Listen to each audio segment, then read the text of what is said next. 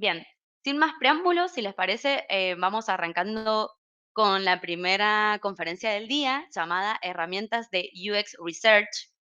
Durante esta conferencia vamos a hablar sobre tendencias, herramientas de benchmark, cómo hacer una auditoría, vamos a explorar métodos para diseñar y testear y por último nuestras speakers nos van a hablar de lo que es test de percepción, test de concepto y test de usabilidad.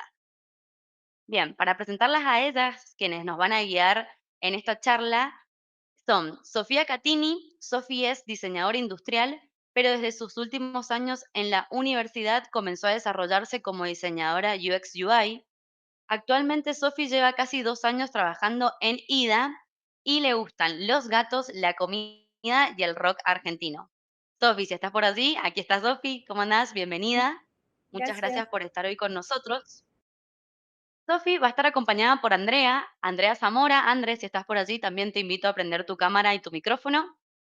Andrea es Content Designer y hoy lidera el subdepartamento de adopción digital de IPS Chile Atiende. Desde ya, agradecerles a ambas por estar aquí. Bueno, están viendo que nos están escuchando desde un montón de lugares, Cuba, Buenos Aires, yo sigo leyendo. Hola a todos, bienvenidos. Bueno, chicas, muchas gracias por estar acá y por la información valiosa que vienen a dejarnos. Por mi parte, ahora les dejo la PPT de ustedes para Dale, muchas y gracias. cualquier cosita me quedo en el back. Dale, muchas gracias. Y saludamos a todas las personas que nos están acompañando hoy día. Nosotras con Sofía estamos, yo desde Santiago y Sofía desde Viña del Mar, ambas en Chile, así que estamos muy contentos de participar hoy día junto a ustedes. Como decía Flo, nosotras hoy día vamos a abordar eh, dos ámbitos que tienen que ver con la investigación en los procesos de diseño de experiencia. Primero vamos a abordar cuál es el valor del UX Research y luego vamos a revisar algunos métodos que nosotras recomendamos, pero entendemos que hay varios métodos más que ustedes también pueden ocupar, pero ojalá los que nosotros les presentemos les sirve de alguna manera para conocer también estos instrumentos. Cuando hablamos de diseño de experiencia, hoy día los procesos de diseño se han vuelto súper estratégicos. Se han ido posicionando en las distintas industrias, en las instituciones, en los servicios, en las compañías, y nos han llevado a espacios del negocio que van más allá de la formación en diseño que cada una de nosotras pueda tener. Estos procesos también han generado distintas metodologías que pueden irse adaptando o aplicando de acuerdo a las distintas realidades que nuestros propios proyectos van enfrentando. Y en esas metodologías nos vamos a encontrar con que, por lo general, sobre todo en las más nuevas, hay un patrón en esos procesos y que tiene que ver principalmente con invitarnos a invitarnos a investigar antes de pensar la solución. Es decir, si estamos participando en uno de estos proyectos, no vamos a pensar primero dónde debe ir el botón de una interfaz, por ejemplo, o cuáles son los campos de un formulario, sino que necesitamos hacer procesos anteriores y que tienen que ver con procesos de investigación que nos permitan conocer los contextos en que estos productos o estos servicios que vamos a diseñar van a relacionarse con las personas usuarias o las personas consumidoras. Y ahí hay distintas metodologías, pero en general todas van desde etapas de descubrimiento o de indagación a etapas finales que tienen que ver con poder identificar y diseñar esa solución. Ahora, cuando hablamos de investigación en el diseño, tenemos que entender que es una disciplina que nos va a permitir encontrarle sentido y darle valor a la relación que se va a generar entre las personas, los lugares o contextos en los que se desarrollan, las ideas que tienen en función de nuestro producto o servicio. Es decir, vamos a entender que la persona no está sola en una relación unidireccional o bidireccional con nuestro producto o servicio, sino que ambos se insertan en un contexto y que va a determinar la manera en que ocupan, utilizan, desechan, descartan nuestro producto o servicio. Cuando hablamos de procesos de investigación en el diseño, es una forma muy eficiente para poder, primero, detectar oportunidades valiosas y formas distintas de hacer las cosas. Ahí hay un componente de innovación que es súper importante y que nos va a permitir imaginar soluciones distintas a lo mejor de como lo hemos venido haciendo todo este tiempo. También, en la medida que podemos generar sistematización de información y levantar hallazgos en esos procesos de investigación, vamos a poder mejorar el proceso de toma de decisiones. Y eso es fundamental porque finalmente no solo va a permitirnos el desarrollar o diseñar un mejor producto o servicio, sino que también le va a servir al negocio para esa toma de decisiones. Y por último, también nos va a permitir gestionar de mejor forma los recursos que van a participar de estos procesos en la medida que nuestros flujos van a ser más estables, más idóneos al proceso que estemos desarrollando y más enfocados también en la creación de valor. Entonces, ¿cuál es el valor que tiene investigar para quienes hacemos diseño de experiencia? Principalmente nos va a ayudar a crear un valor simbólico y económico en los productos que estamos haciendo. Va a impactar directamente en la conversión o en el éxito de nuestro producto o servicio, ¿cierto?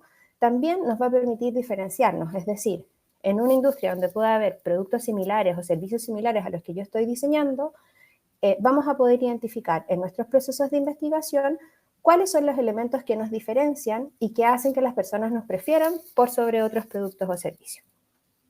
Y también nos va a permitir mejorar, y este debería ser nuestro foco principal, ¿cierto?, la experiencia de las personas. ¿En qué sentido? En que en una etapa de investigación inicial vamos a poder identificar cuáles son sus necesidades y expectativas con nuestro producto o servicio y luego vamos a poder aplicar esos hallazgos en el proceso de diseño para que cuando el producto o el servicio esté disponible, la persona pueda reconocer e identificar que la necesidad o la expectativa que tenía de alguna manera está resuelta con el producto o servicio que le estamos ofreciendo. Ahora, tenemos que entender que los procesos de investigación no van a ser infalibles, pero sí, en la medida que nosotros podamos perfilar, generar los procesos de sistematización adecuados, hacer las preguntas correctas, probablemente vamos a tener mucha más información de valor que nos va a permitir acercarnos al óptimo de ese producto deseable que las personas necesitan.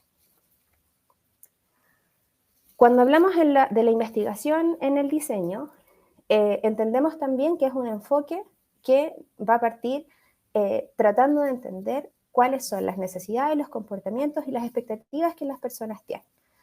¿En qué sentido? Primero, nos va a permitir salir de nuestro propio contexto personal, ¿cierto? O de nuestra propia experiencia y dejar de lado los sesgos que cada uno pueda tener con un producto o servicio. Por ejemplo, si yo voy a hacer un proceso de diseño para un servicio en un retail, mi experiencia como cliente no tiene valor en ese contexto porque no necesariamente soy la persona a quien va a estar dirigida ese producto o servicio. Por lo tanto, necesito ir a preguntarle a quienes sí lo son, cuáles son las percepciones que tienen de este producto. También nos va a permitir cambiar el paradigma, es decir, no vamos a estar pensando en cómo solucionamos este problema, sino más bien cuáles son las preguntas que necesitamos responder y cuáles son las oportunidades que surgen de ese cuestionamiento.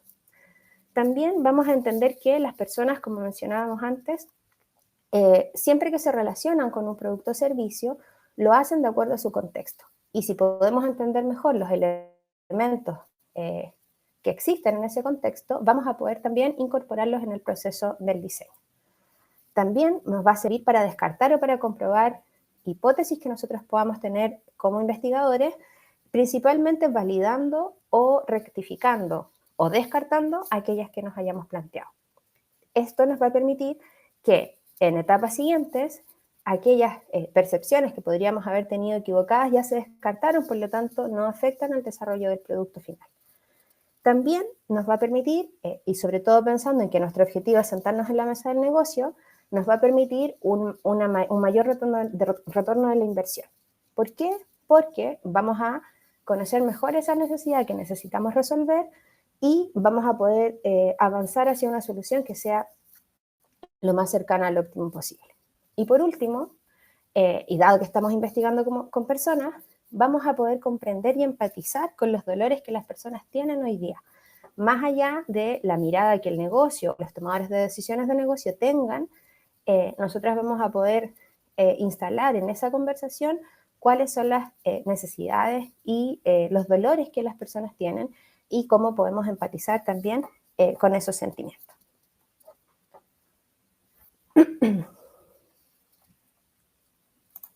Ahora, cuando hablamos de procesos de research aplicados en UX, tenemos que entender que hay 3 grandes ámbitos a los que deberíamos responder. Primero, tenemos que investigar a personas. Y ahí tenemos que hacernos la pregunta, ¿qué me interesa conocer de estas personas? Segundo, tenemos que enfocarnos también en negocio, qué quiero saber de esta empresa y de su contexto. Y por una tercera etapa, poder hacer los procesos de diseño y prototipos y luego poder testearlo, que es lo que vamos a revisar también en esta presentación. Ahora, partamos por los métodos de investigación de usuarios. Cuando hablamos de métodos de investigación de usuarios, uno de los más ocupados y el más clásico es el estudio de usuario. ¿Qué es un estudio de usuario? Es un proceso de investigación que nos va a permitir identificar quiénes son las personas que interactúan con un producto o servicio, ¿ya? Vamos a poder hacer procesos de análisis cuantitativos o cualitativos que nos permitan levantar una serie de necesidades, dolores o satisfacciones que estos grupos de personas tengan con nuestro producto o servicio. ¿Cuál es la metodología? Bueno, es un proceso que requiere de una gran cantidad, o sea, el manejo de una gran cantidad de información, principalmente porque necesitamos poder identificar esa información que es clave para cambiar la experiencia. Ahí pueden haber distintos instrumentos, pero como decíamos al comienzo, nosotros nos vamos a enfocar solo en algunos que son los que ocupamos más habitualmente en nuestros procesos con el equipo en el que trabaja Sofía hoy día. Uno de esos instrumentos son las encuestas. Las encuestas, como ustedes saben, son un instrumento cualitativo que nos va a permitir conocer a través de una serie de preguntas o de un cuestionario las características de grupos amplios de personas a través de su aplicación. Lo conversábamos ayer con la Sofi, que antes esto se podía realizar, ¿cierto?, presencialmente en la salida de las tiendas o afuera de un banco, etcétera. Pero hoy día la tecnología nos permite que estos procesos sean más masivos y que se puedan aplicar de manera digital. Ahora, ¿qué necesitamos para poder aplicar una encuesta? Primero, definir muy bien quién es el grupo objetivo. Y ahí es súper importante que tengamos las bases de datos para poder contactar a esas personas usuarias. Bases de datos que además se tienen que manejar con absoluta confidencialidad y que no pueden ser traspasables a otro proyecto. Segundo, tenemos que definir bien cuál es el diseño muestral, es decir, cuántas personas necesito para que este instrumento y este proceso y sus resultados sean efectivamente representativos. Y ahí hay fórmulas matemáticas que a ustedes les van a permitir definir tanto el porcentaje de error como el de representatividad a partir de un universo determinado de personas. También cuáles van a ser los ámbitos que vamos a investigar, sobre qué vamos a preguntar. Ahí nuestra recomendación es poder partir con preguntas más generales que a ustedes les permitan entender algunos comportamientos para luego pasar a preguntas más específicas respecto de su producto o servicio, ¿ya? También es muy importante que consideren preguntas que les permitan segmentar a las personas e identificar cuál es el nivel de infoalfabetización que esas personas tienen. Y por último, considerar el trabajo de plataformas de recolección, ¿ya?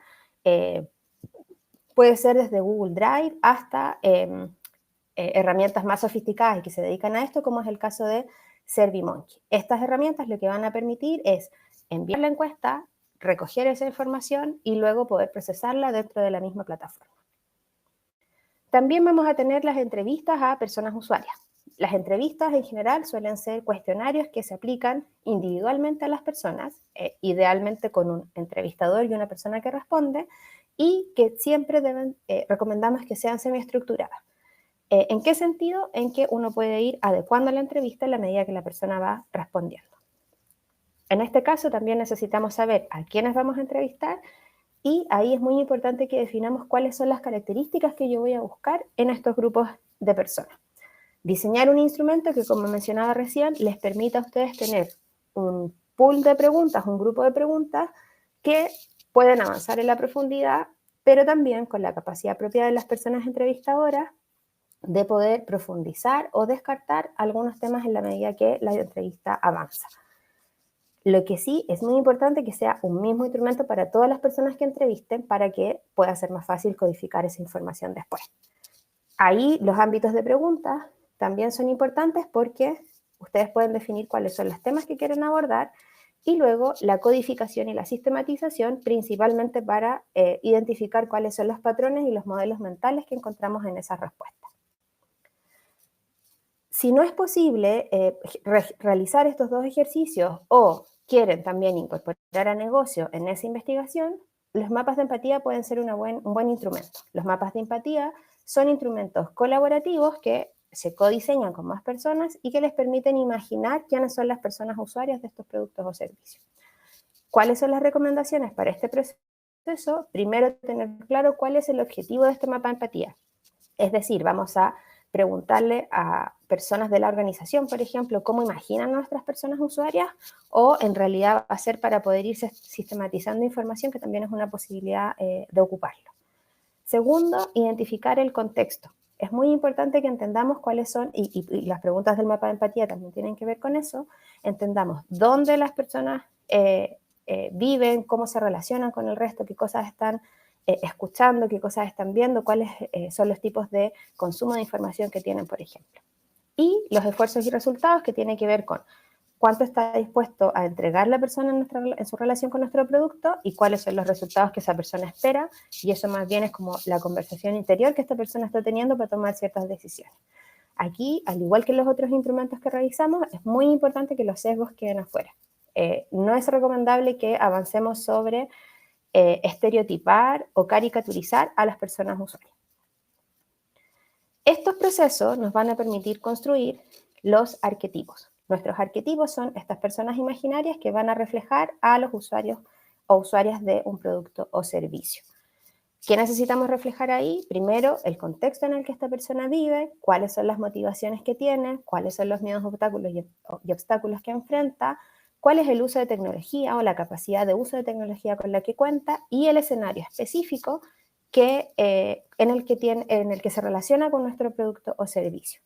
Hay distintos modelos de arquetipos, pero ahí nuestra recomendación es que al menos estos 5 ámbitos estén respondidos. ¿Cómo vamos a crear un buen arquetipo? Primero, debemos ser neutrales. Como todo proceso de investigación, no tenemos que caer en la caricatura ni en el dramatizar la experiencia de una persona con nuestro servicio. También tenemos que reflejar diversidad, tratar de ser paritarios y de poder incorporar a distintos grupos, personas con discapacidad, personas de distintos lugares de un país, por ejemplo, que respondan a la condición de ser usuarios o clientes de nuestro servicio. Tenemos que a la vez ser específicos, por lo tanto, ahí nuestra recomendación no es ocupar, como se usa en áreas de marketing principalmente, mujeres entre 30 y 60 años, por ejemplo, sino decir Margarita, que tiene 35 años, vive en tal lugar, y empezar a ser más detallistas con esa información. Y también ser realistas. Los arquetipos no pueden ser necesariamente personas que han tenido una experiencia óptima con nuestro producto o que viven como en un mundo feliz. Tienen que ser personas que sean verosímiles y que uno cuando las diseñe diga, esta persona se parece a alguien que yo conozco o es alguien que podría existir, ¿ya? Y que tienen dolores y fricciones con nuestro producto también, porque si no el proceso de diseño y de investigación no va a cumplir su objetivo. Cuando tenemos estas personas, hay cuestiones que podemos hacer para mapear esa experiencia. Y ahí el Customer Journey Map es uno de los instrumentos que a nosotras más nos gusta porque en el fondo nos permite hacer una representación visual de cuál es el viaje de esa persona con el producto o servicio. ¿Por qué son importantes los Customer Journey Map? Principalmente porque nos van a permitir diferenciar los distintos viajes que cada persona usuaria realiza. Es decir, si hiciéramos, por ejemplo, el Journey Map de Sofía y el mío, no deberían ser iguales más allá que las dos estemos ocupando un mismo producto o servicio, ¿ya? Sirven además para plantearle al negocio cuáles son las fricciones o los ripios que las personas van a encontrar en esa relación con el producto. Y al igual que en los arquetipos, nos vamos a encontrar con que hay distintos canvas que ustedes pueden completar, pero nosotros recomendamos que al menos estos 5 elementos que aparecen en pantalla, ustedes los consideren. ¿Cuáles son las acciones que la persona realiza?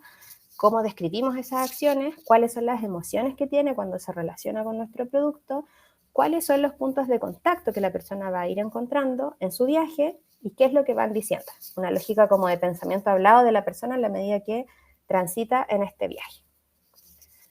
Otro de los instrumentos, y que con Sofía lo ocupamos hace poco en un proyecto que tenía ciertos componentes asociados a vulnerabilidad e infoalfabetización, es el mapa de brecha. El mapa de brecha es una herramienta que ya se ocupa en las ciencias sociales y por eso nos hablábamos de cómo vamos adaptando ciertos instrumentos. Bueno, nosotros con Rocío Camos, que es antropóloga y que trabaja en nuestro equipo también,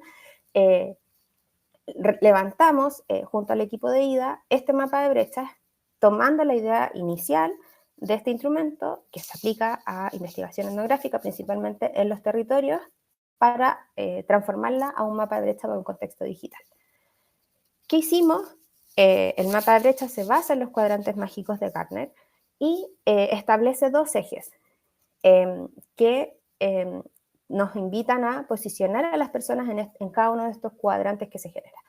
En este caso, nosotros definimos el eje X para medir el nivel de fidelización y el eje Y para medir las posibilidades de accesos que van a tener las personas en este proyecto en particular al uso de tecnología, ¿ya? ¿Cuál fue la relevancia de este instrumento? Bueno, principalmente tuvimos que definir cuáles eran los ejes. Nosotros, en este caso, recomendamos siempre considerar un eje que tenga que ver con uso de tecnología o digitalización, porque eso les va a permitir cruzar esa información con, por ejemplo, el nivel de fidelización, el nivel de uso del producto que las personas tengan, el conocimiento del servicio, las condiciones territoriales en las que viven, etcétera, ¿ya?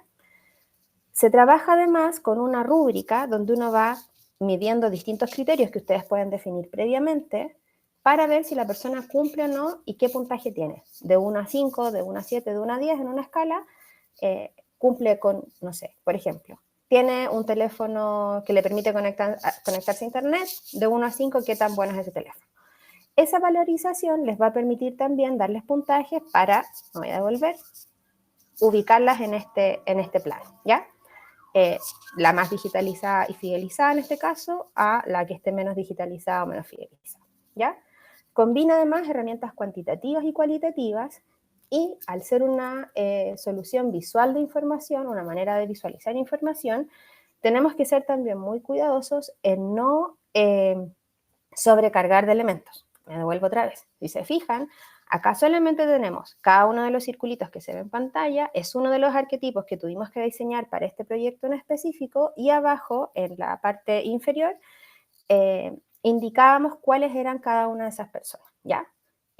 Después hacíamos un análisis por cada uno para explicar por qué se ubicaban en el lugar que estaban en este plano cartesiano. Y ahora Sofía les va a explicar algunos métodos de investigación, pero que están aplicados a negocio. Bueno, ahora tomo la palabra yo. Voy a partir contándoles respecto a otra herramienta que tal vez no es tan conocida, pero nosotros la utilizamos en el mismo proyecto que hablaba Andrea recién, que son las tendencias, y esta consiste en una sistematización de recopilación de información de materiales educativos, académicos, escritos, papers, los cuales nos van a permitir abrir áreas y campos de investigación. Bueno, toda esta información recopilada como decía, nos permite abrir campo para conocer experiencias innovadoras que se están utilizando dentro del mercado. Y lo más importante es que nosotros los enmarcamos dentro de un rango como un periodo de tiempo. En este caso, nosotros lo pusimos en un periodo de 5 años, pero puede ser mayor dependiendo del proyecto y lo que ustedes necesiten investigar. También, para poder ordenar toda la información recopilada, podemos armar como grandes títulos y así ordenar todo este proceso. También utilizamos las entrevistas a los stakeholders, que para nosotros las entrevistas a los stakeholders consiste en recopilar información valiosa de un usuario específico. Esa es la diferencia de este tipo de entrevistas con las anteriores, o sea que nosotros ya vamos a conocer al usuario que vamos a entrevistar. ¿Y qué necesitamos en este caso para una entrevista para un stakeholder? Primero, conocer su rol y su alcance. Ya que estamos hablando de negocio, este tipo de personas son usuarios que conocen muy bien el servicio y tienen la capacidad de influir en la toma de decisiones dentro del proyecto, por decir así. También tenemos que saber el ámbito de preguntas que vamos a ir a realizar, ya que como son personas que están dentro del negocio, tenemos que ir con una entrevista semiestructurada, pueden ir surgiendo preguntas en el camino y nos van a salir muchos cuestionamientos, pero lo más importante es indagar sobre los dolores del negocio que tienen ellos y las expectativas también que tienen del proyecto y las necesidades de las personas dentro del lugar, para así poder identificar oportunidades de mejora. También hacer énfasis en el instrumento, o sea, vamos a contextualizar a la persona entrevistada qué es lo que queremos hacer, qué es lo que queremos llegar, y ahí vuelvo un poco también a las expectativas de esta persona, en donde ambas partes queden satisfechas. Y por último, la codificación y sistematización, o sea, ¿qué vamos a hacer luego de adquirir toda esta información? ¿Cómo la vamos a procesar? ¿Cómo la vamos a llevar un poco más allá? También existen las auditorías, que en palabras sencillas es la evaluación de un servicio, producto, proyecto, para poder identificar mejoras que se puedan aplicar a corto, mediano o largo plazo. Entonces, la importancia del alcance en una auditoría puede ser identificar primero cuáles son los ámbitos, analizar y los criterios que vamos a cumplir. También recomendamos que los ámbitos que vayamos a utilizar en una auditoría se relacionen con los ámbitos que vamos a analizar en otro ejercicio llamado benchmark, para que podamos llegar a comparaciones eficientes y no sean caminos separados y se nos vaya el proyecto abriendo campo mucho más allá de lo que queremos. En el lado derecho de la PPT trajimos algunos ejemplos de áreas que se pueden evaluar. Por ejemplo, el área de negocio, cómo es la comunicación y la articulación del relato para que se cumplan los objetivos en los canales. Después, el discurso, cómo es el discurso y la identidad de la marca hacia el público que se está mostrando. También la identidad gráfica, cómo la marca se posiciona a través de un lenguaje visual y es reconocible. Y por último, el vínculo y relación que tiene con el cliente, o sea, cómo la marca se hace responsable de la relación que tiene con los usuarios. Ahora sí llegamos al ejercicio del benchmark. Bueno, este ejercicio yo creo que es más conocido, es una herramienta que finalmente lo que busca es ir a recopilar y buscar buenas prácticas que se están utilizando en el mercado. Y acá les traemos un ejemplo que, como el título dice, adaptemos la investigación a los contextos. En este caso, nosotros vamos a seguir hablando un poco del proyecto Acciona, que era un proyecto del Ministerio de las Culturas acá en Chile, el cual tenía la complejidad que no contaba con una identidad visual ni una línea gráfica. El proyecto partió desde cero.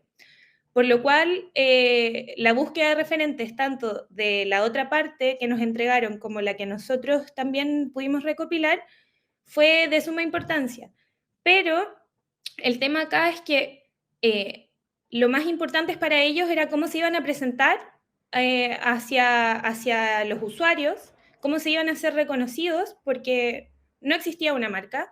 Entonces, en este caso, el benchmark que nosotros aplicamos fue muy visual. No nos dedicamos a revisar tanto las interacciones o los mensajes, sino que queríamos algo que nos ayudara a encaminar y levantar eso. A lo que quiero llegar con los temas del benchmark es que dependiendo de los objetivos que tenga el proyecto, es cómo va a terminar el instrumento, porque hay muchas maneras de entregar un benchmark. Puede ser en un documento, en una presentación, o en este caso un lienzo, un Canva lleno de figuras, colores, mensajes. Así que todo depende del fin al que queramos llegar. Y ahora vamos a hablar un poco de los métodos para diseño y testeo de las interfaces. Los procesos de test, que son el estudio evaluativo de nuestras propuestas, nosotros los abarcamos de tres maneras distintas. El primero viene siendo el test de percepción, que en este caso es un proceso diseñado para verificar la comprensión que tienen las personas de los elementos que están mirando en la pantalla.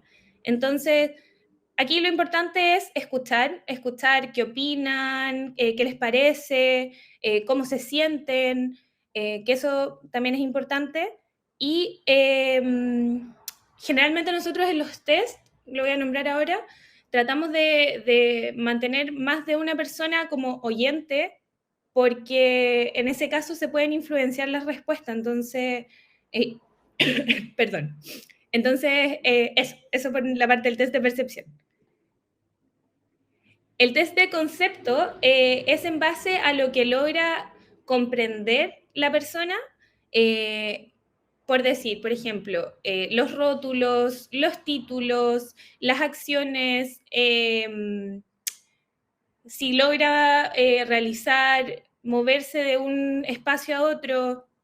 En este caso muchas veces lo asociamos solamente a los textos, pero también es importante entender que los test de concepto puede ser cómo comprende la persona cierta acción, por ejemplo, un botón. Muchas veces nosotros podemos pensar que se va a dirigir solo a realizar a esa acción y finalmente nunca encuentra ese link o ese botón.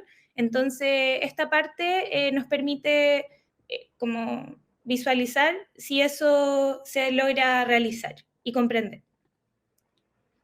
Y por último, el test de usabilidad, que en este caso nos permite evaluar una acción o una tarea que le vamos a entregar a los usuarios, si logra completarla o no logra completarla. Es un poco más sencillo, abarca un poco de los dos anteriores, generalmente es como el más utilizado, pero no significa que no podamos evaluar otras áreas como las dos anteriores.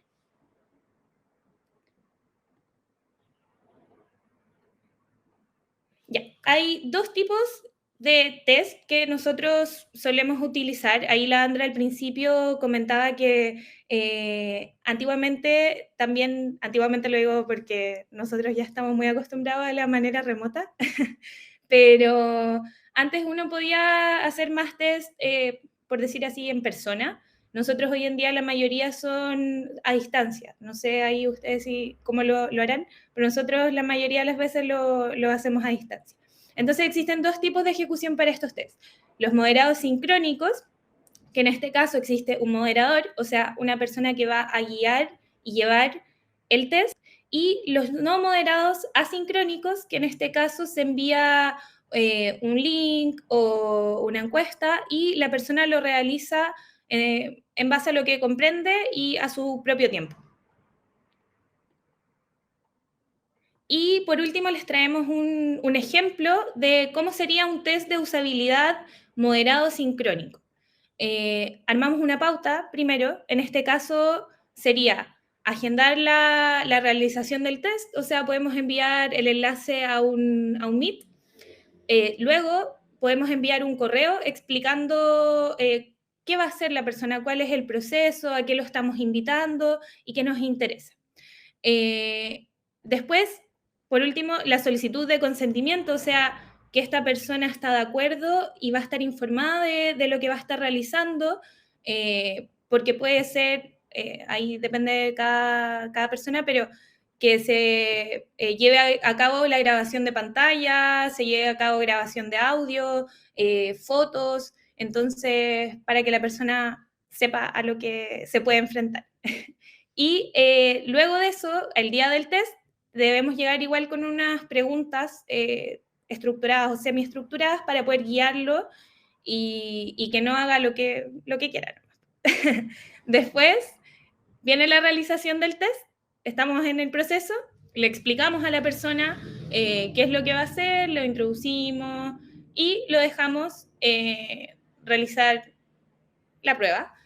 En este caso también es importante explicarle a las personas que ellos no están sometidos a ninguna prueba, sino que es una investigación y que lo realicen con toda confianza y que ojalá también puedan ir comentando lo que van sintiendo y pensando en el proceso.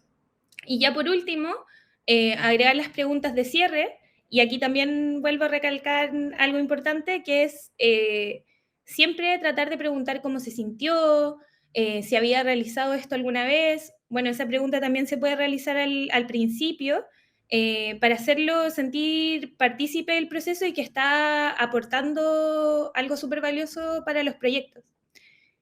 Y por último, ya verificar si nuestra grabación de audio y de pantalla eh, funcionó, porque muchas veces puede pasar que grabamos la pantalla y no se grabó el audio, así que en ese caso, ojalá no les pase. Eso, voy a pasar al tiro a la última porque ya nos queda muy poquito. Ahí, André, te cedo la palabra. Los dejamos invitados a investigar. Sí, ahí nuestra invitación, y es en parte el por qué enfocamos de esta manera esta charla, es principalmente entender cuál es el rol que tienen quienes hacemos UX Research. Tenemos que trabajar en procesos colaborativos, en procesos que faciliten los cambios organizacionales y el romper paradigmas de cómo son nuestras personas usuarias. Eso solo se puede romper si investigamos. Hoy día incluso los contextos de agilidad, ¿cierto? Que es la metodología que se está aplicando fuertemente en distintos lugares, tiene momentos de investigación, pero nuestra recomendación en esos contextos en específico es que puedan ser procesos permanentes, así como se trabaja en una idea de mejora continua, que esa mejora continua también esté fundamentada a partir de procesos de investigación. El rol de nosotros como consultores en UX o como UX Researcher, incluso como diseñadores UX, debería poder ser facilitar esa toma de decisiones, pero basados en datos, y no en datos de negocio como estudios de mercado, sino más bien datos que hayan surgido o hallazgos que hayan surgido a partir de procesos de investigación con las personas que van a ocupar nuestro producto o servicio, que al final son quienes tienen más claro qué es lo que necesitan. Eso les queríamos contar hoy. Dale, Sofi. Ahí para aportar lo último, la importancia también de los diseñadores de no tener miedo de participar desde lo más temprano posible en estos procesos, ya que nos funciona y nos va a facilitar y servir en el minuto en que nosotros vayamos a diseñar, ya que vamos a comprender desde el inicio qué es lo que se está buscando y no estar sesgados a lo que nosotros creemos que es mejor. Sí. Eso. Bueno, chicas, muchísimas gracias por toda la información valiosa. Nos quedaríamos hablando horas, me imagino, de esto todos. Como para cerrar, nos vamos a acceder unos minutitos, pero solo traigo dos preguntitas que vi en el chat. Si me quedó alguna por arriba, ya les comparto los LinkedIn tanto de Andre como de Sofi para que se pongan en contacto con ellas. Tenemos, hola, ¿cómo gestionan y analizan los datos cualitativos recopilados durante las entrevistas y observaciones de usuarios? Ya, ahí nosotros trabajamos con una plataforma que se llama Condense, que es una herramienta que está pensada para procesos de investigación. ¿Qué hace eso? Nos facilita la codificación y la sistematización de esa información, porque empezamos a, primero definimos previamente cuáles son los tópicos que vamos a buscar en las entrevistas, usando etiquetas, y vamos generando grupos de etiquetas por cada metaetiqueta. Entonces, eso va generando como grupos de citas o de frases que digan las personas, y luego todo eso lo vamos analizando para ver si encontramos patrones de comportamiento, si encontramos coincidencias, si hay miradas muy dispares, si eso lo hacemos con usuarios y con tomadores de decisiones, vemos qué tan cerca o qué tan lejos están entre ellos. los procesos de sistematización de información cualitativa son súper extenuantes porque es mucha información y hay que empezar a ser muy hábiles como en poder identificar estos tópicos, estos conceptos que se desprenden de ahí o grupos de conceptos y luego las ideas fuerza que las personas tengan de este proceso. Ahí nosotras recomendamos mucho Condense porque está pensado desde gente que hace UX, entonces está es como muy amable en cuanto a su uso. Yo ahí Bien. me voy a sumar un poquito a lo de la Andre. Más allá de la herramienta, como recalcar un poco también las reuniones de equipo. En ese caso, las bajadas después de cualquier test, por ejemplo, es súper importante y de repente son herramientas que utilizamos todos los días, como mandar un link por Meet y juntarse a conversar como equipo. Eso. Bien, genial. Bueno, chicas, quedaron varias preguntas pendientes en el chat. A la audiencia que nos perdone, ahí les dejé los LinkedIn tanto de Andre como de Sofi. Así podemos avanzar con la próxima charla. Desde ya agradecerles a ambas por haber sido parte del software del UX. Creo que es muy valioso todo lo que nos han traído. Desde ya muchas gracias. Esperamos poder contar con ustedes para próximos encuentros. Y ustedes que se quedaron con algunas dudas, sepan que pueden ir a escribirles a las chicas cualquier consulta por LinkedIn. Desde ya muchas gracias, chicas, por haber estado aquí. Y si les parece, nos vamos a tomar unos minutitos y a las 14:50 de Argentina venimos con la próxima charla de métricas y KPIs.